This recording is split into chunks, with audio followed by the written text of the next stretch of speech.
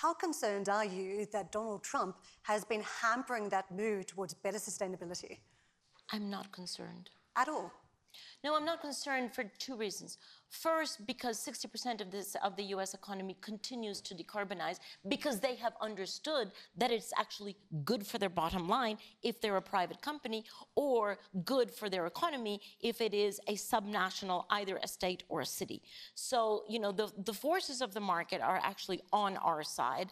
And it's actually, I think, pretty sad that the person who is currently sitting in Washington doesn't understand that this is of interest and very much to the benefit of the U.S. economy to maintain a certain sense of competitiveness vis-a-vis other economies, China, India, Mexico, that are actually decarbonizing and are producing the goods and services that are decarbonized and that, that clients increasingly want.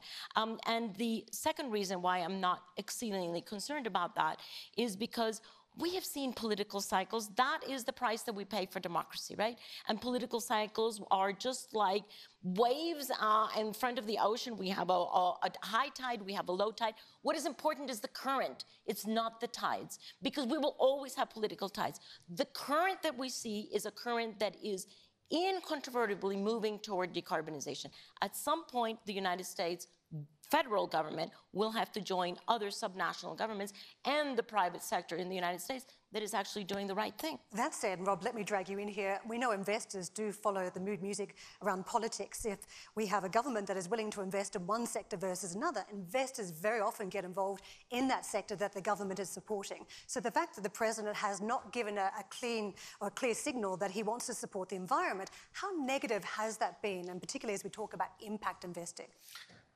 Capital is going to flow where there's going to be a good return and where they can have an impact. Governments come, governments go, changes in policies. Capital still flows where it's going to make a good return and do good. So I think where government can come in, whether it's this government or that government, is not be in the way of us moving towards standards that are good. And then each government will have the thing that they want to emphasize more than others. That's less important to me.